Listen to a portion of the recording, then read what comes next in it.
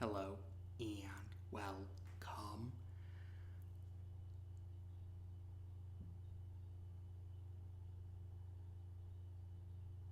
to the viewers of this video. This is the Orange Fan here, bringing you another entry for the episode Recap and Thoughts category. This video will be dedicated to the FUNimation dub of episode 128 of Dragonball Super.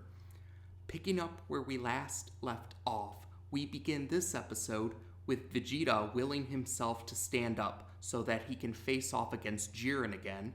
Jiren says something along the lines about finding it ridiculous that Android 17 sacrificed himself to save Goku and Vegeta, because he believes no amount of weaklings working together can hope to defeat him.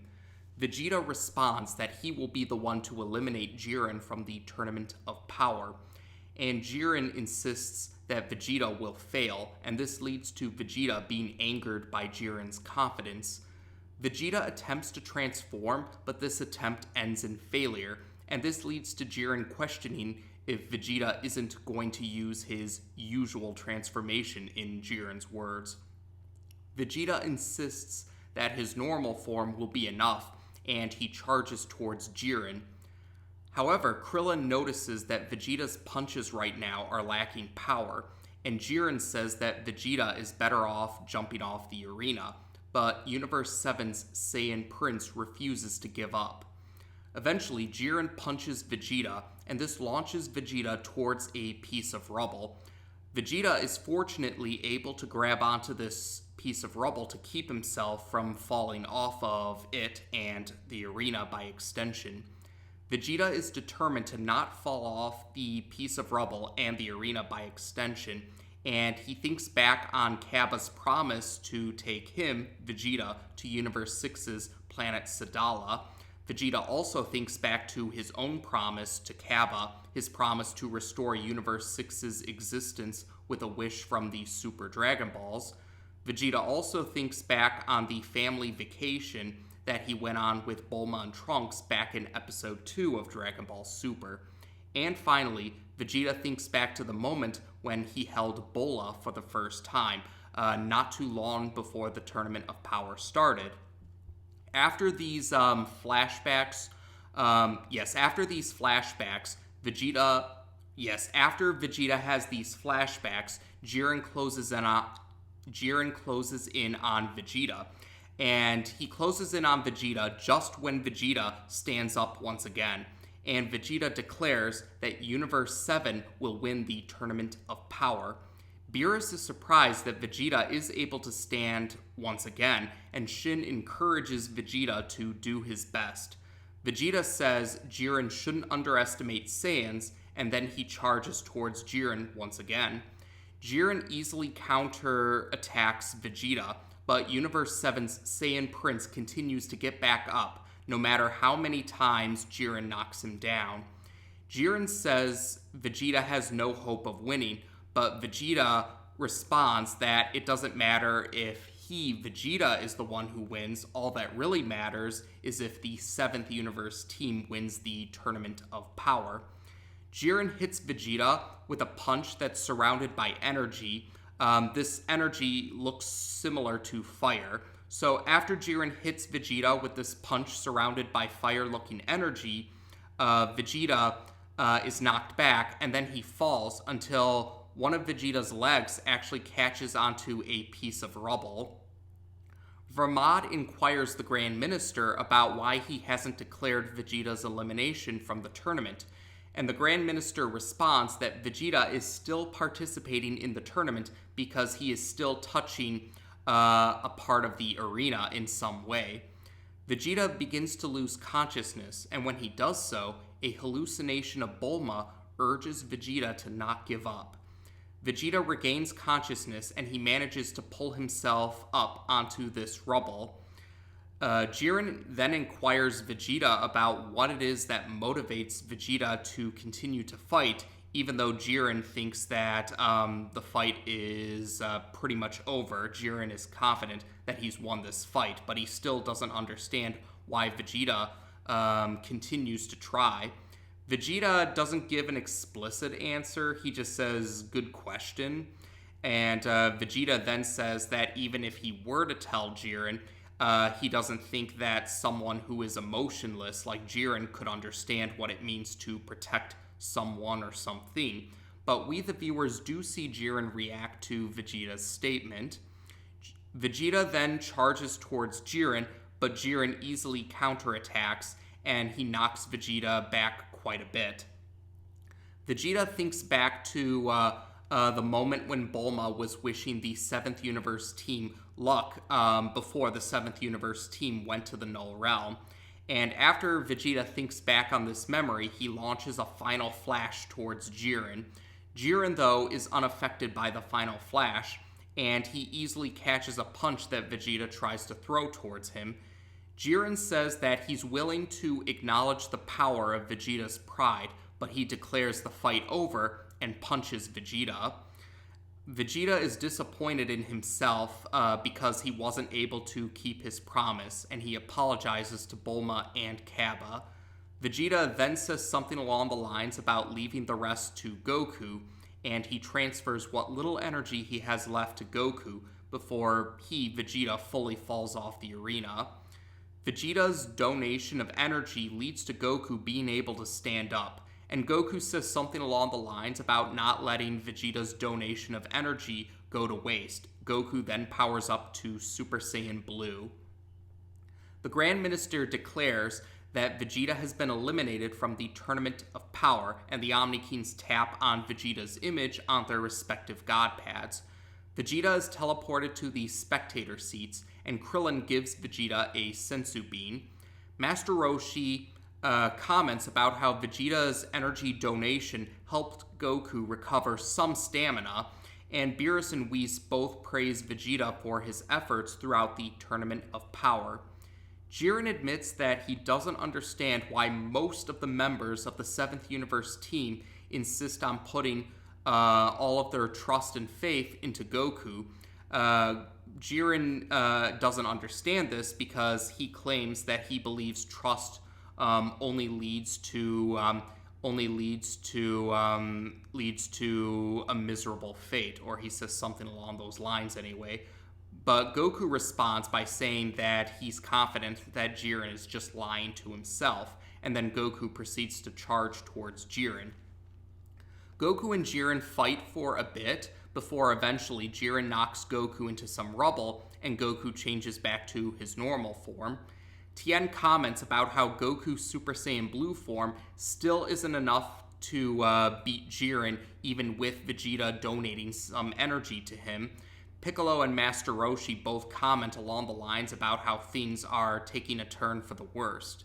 But Krillin insists that they all need to believe in Goku until the fight is over.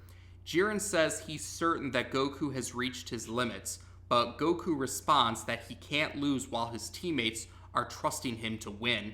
Goku then charges towards Jiren. Goku and Jiren continue to fight, and we see that Jiren has the upper hand during this fight. Universe 1's Destroyer and Universe 8's Destroyer are both confident that the difference in power makes it very obvious who will win this fight. Jiren continues to have the advantage over Goku, and he manages to back Goku towards the edge of one of the broken pieces of the arena. Jiren declares the fight over, and he throws a punch that's surrounded in the fire-looking energy like he did with Vegeta earlier, and he throws this punch towards Goku. Goku, though, thinks back about what Jiren said about claiming that trust will only lead to a miserable end, but he also thinks back on all of his teammates, even Frieza, and for the most part, he thinks back to something Android 17 said before he sacrificed himself, while the rest of his teammates are giving Goku some words of encouragement, although Frieza's words of encouragement are rather backhanded. Frieza says, Dance for us, monkey. But in any case, Goku thinks back on these words of encouragement, Goku thinks about his teammates and he thinks of words of encouragement that they would say to him. And eventually, after thinking this over, Goku is able to avoid Jiren's punch by teleporting behind Jiren. We, the viewers, see that Goku has reactivated Autonomous Ultra Instinct, or Ultra Instinct for short. And this leads to Goku dodging more of Jiren's attacks and landing a very powerful punch onto Jiren. Goku is able to hit Jiren with a very powerful punch. Some of the members of the 7th Universe team in the spectator seats are surprised to see Goku gain the advantage over Jiren, but they quickly figure out that Goku has reactivated Ultra Instinct. Whis admits that he didn't expect to see Ultra Instinct again at this late point in time of the tournament, and Beerus is eager to see more of Ultra Instinct in action. Vermont is furious that Goku has reactivated Ultra Instinct, and K admits that this will cause problems for Jiren.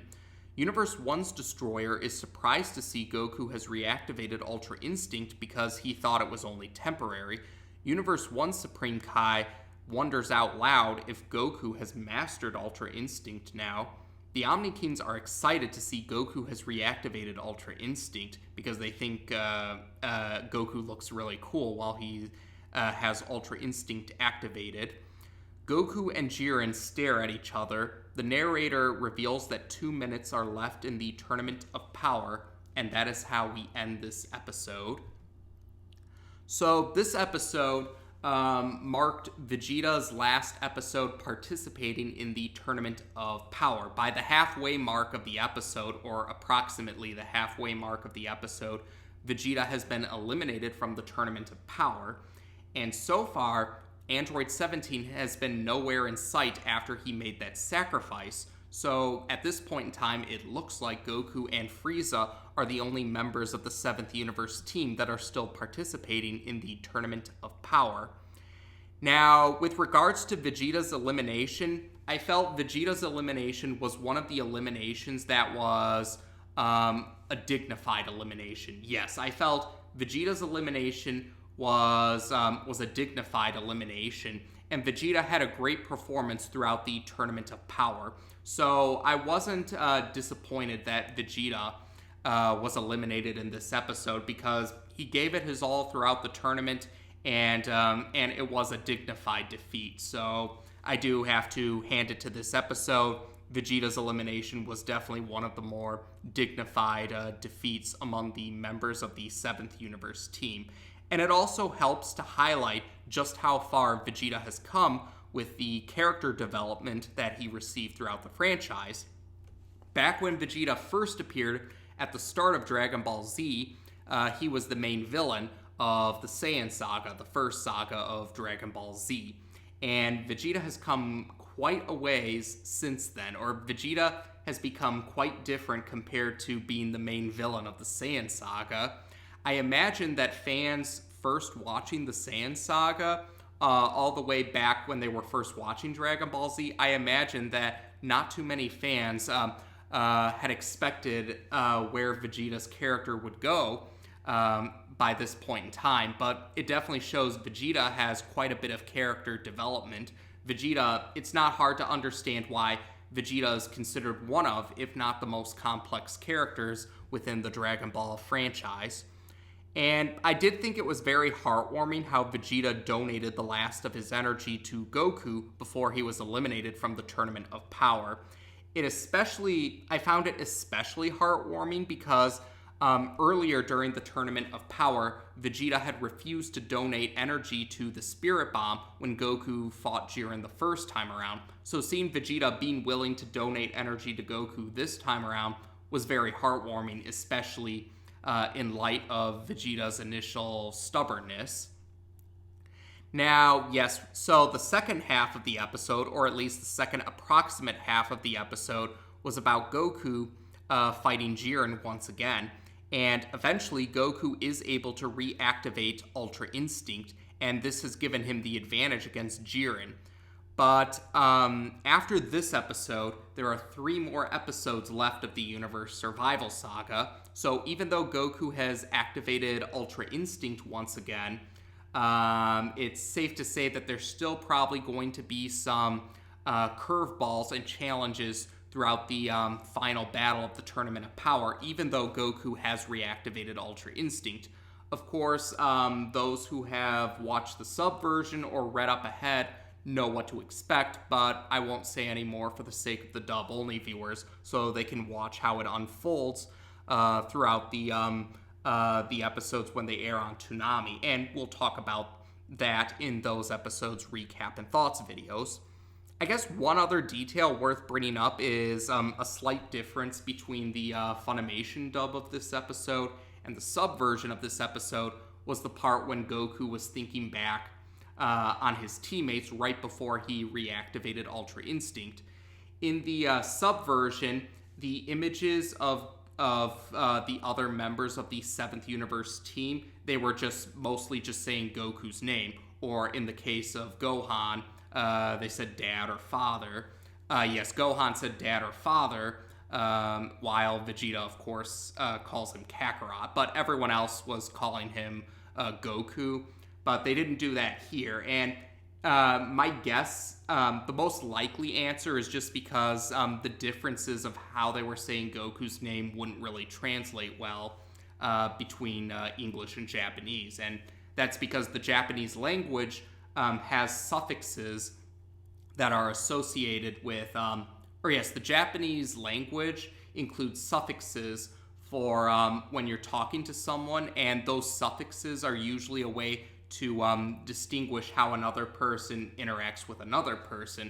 Like, some of these suffixes are more for formally, when you're talking to someone in a formal sense, or when you're talking to someone in a more casual manner.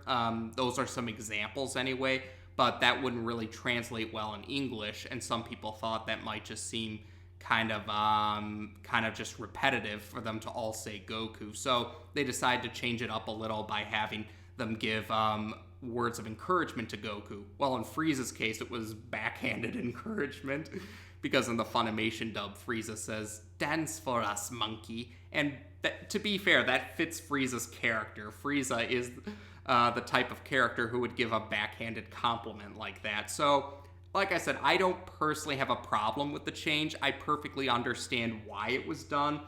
Because the intention with the Japanese language, it just wouldn't translate well in English because of differences between the Japanese language versus the English language. And the same point is there. It gets the same point across.